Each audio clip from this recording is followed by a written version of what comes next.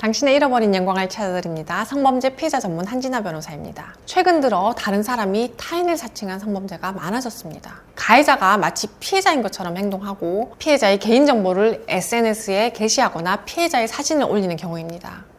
구체적인 사례로 가해자가 SNS 계정을 만들어 마치 피해자인 것처럼 하면서 소개를 하는데 피해자의 나이, 직업, 집이나 직장 주소, 전화번호까지 게시합니다.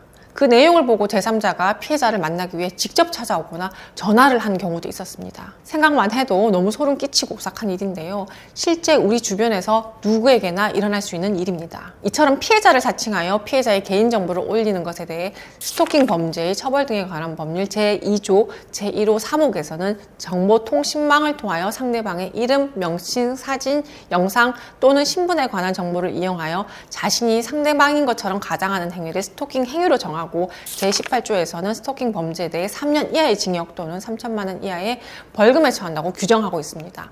따라서 우선 스토킹 범죄로 신고를 하셔야겠는데요. 최근 사례를 보면 가해자가 피해자의 개인정보를 게시하는 경우뿐만 아니라 이에 더 나아가 피해자의 사진까지 게시한 경우도 많았습니다.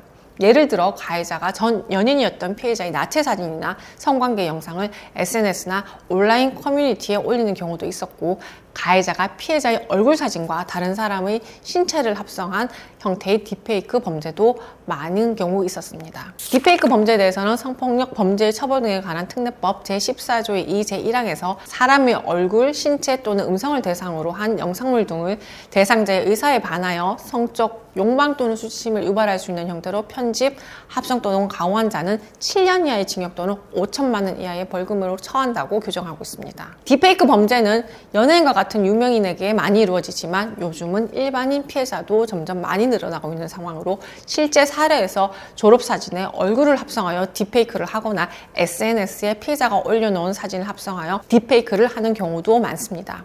이때 피해자께서는 가해자가 누구인지 몰라 불안하고 걱정을 많이 하시는데 보통은 피해자를 잘 아는 지인인 경우가 많다는 점이 매우 충격적입니다. 이처럼 피해자를 사칭하는 범죄의 경우 결국 가해자를 찾기까지 오랜 시간이 걸리기 때문에 바로 가해자의 행위를 저지시킬 수가 없고 제2, 제3의 피해가 발생하는 경우가 많은데요. 따라서 그 피해가 매우 심각한 악질적인 범죄입니다. 그런데 해당 계정이 인스타그램이나 트위터 같은 해외 매체의 경우 수사기관이 가해자를 특정하기 위해 국제 공조를 요청하므로 회신이 오기까지 시간이 오래 걸리거나 가해자가 특정이 안 되는 경우도 종종 있습니다. 피해자 입장에서는 가해자가 누군지조차 알지 못해 일상이 마비되는 큰 피해를 입게 되는데요.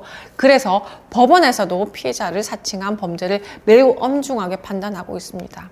이 외에도 가해자가 피해자의 이름과 사진을 도용해 SNS 계정을 만든 뒤 마치 피해자가 직접 작성한 것처럼 음란하거나 조속한 글을 올려 피해자의 명예를 훼손한 사례도 있었습니다. 이때 가해자가 피해자의 전화번호를 게시하여 불특정 다수의 남성들로부터 피해자에게 연락이 오도록 유도하고 피해자가 성적으로 매우 문란한 사람인 것처럼 허위 사실을 유포한 사안에서 법원은 정보통신망에서의 명예훼손으로 인정한 사례가 있었습니다.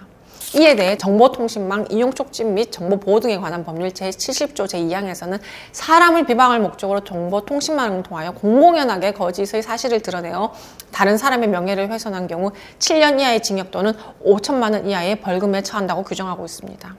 이 외에도 피해자의 메신저 프로필을 똑같이 꾸민 뒤 지인에게 접근하여 급한 일이 생겼으니 돈을 빌려달라고 속여 돈을 송금받은 이른바 메신저 피싱도 사칭 범죄로 많이 일어나고 있는데 이는 사기죄에 해당합니다. 또 다른 케이스로는 가해자가 피해자를 사칭하는 카카오톡이나 인스타그램 계정을 만든 후 마치 제3자가 피해자의 사적인 사진이나 동영상을 가지고 있는 것처럼 피해자에게 메시지를 보내 협박하는 사례도 있었습니다. 이는 피해자에게 극심한 불안감과 공포심을 유발하는 스토킹 행위로서 동시에 성폭력 범죄의 처벌 등에 관한 특례법 제14조의 3에서 규정하고 있는 촬영물 이용 협박죄가 성립될 수 있습니다. 이처럼 가해자가 피해자를 사칭한 행위는 단 하나의 범죄로 그치지 않고 명예훼손, 스토킹, 사기, 협박 등 여러 범죄가 복합적으로 발생하여 매우 심각한 피해를 발생시키는 중범죄에 해당합니다. 따라서 누군가 나를 사칭하는 경우 매우 즉각적으로 대응을 하셔야 합니다. 피해자께서 혼자 감당하기 어려운 경우가 많아 상황을 빨리 해결하기 위해서는 전문가의 도움을 받으시는 것이 유리하겠습니다.